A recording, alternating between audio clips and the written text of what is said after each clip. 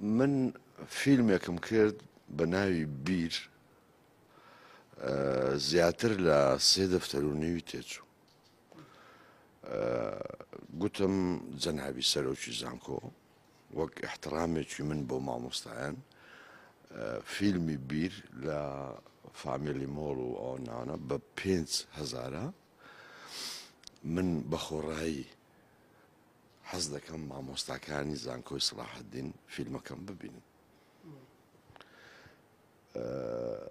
و پاشان عەرزێکی تایبەتیش بۆ تەڵەبەکان، چونکە حەز ناکەم تەڵەبە مەحروم بن. ئەمن 7 جاران بە نووسین و بە تەلەفۆن و مامی منیەت و دەست ماز دەکەم و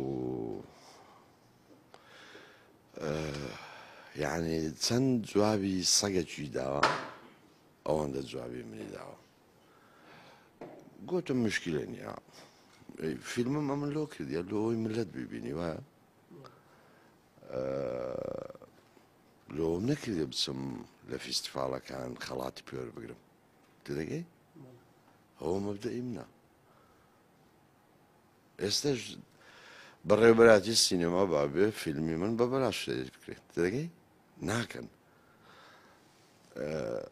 باشە لۆ شتێکی دی حوسێن عارف دەستی ماز دەکەم مامۆستای من بووە ئەندام پەرلەمان بۆ نووسەرێکی گەورەیە شاهێدەکە یەکەمین کتێب لە ژیانم چاپی بکەم لەسەر چارلز داروین بوو. زاو شتە ئەنتیکەی ئێمە چ بکەم کاکە ئەوە حوسێن عارف شاهێدە. بەختیار عەلی کتێبەکەی خوێندەوە کاتی خۆی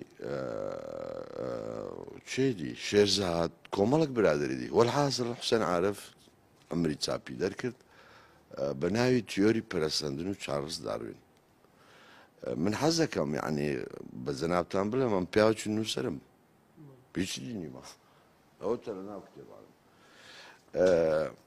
کەواتە نووسەرم دەبێ سیفەتێکی دیکەی کە ئەوەی مامۆستای زانکۆم چ بکەم ئەویش پیشەمە دەبێ ئەو شتە ڕەچاو بکرێ کە من بەس مامۆستای زانکۆ نیم لە نووسەراتی هاتیمە ناو زانکۆ بۆیە من نەتیشم بە زانکۆیە واقع بڕۆ پرسە لەبەرەوەی بە من دەڵێن شێت ئەمە شێت نیمە بەس کۆمەڵێک حەقیقەت دەڵێم کە ئەنگۆ تەحملی ناکەن ئەو حەقیقەتانە کە ڕووی خۆتانە ببینن.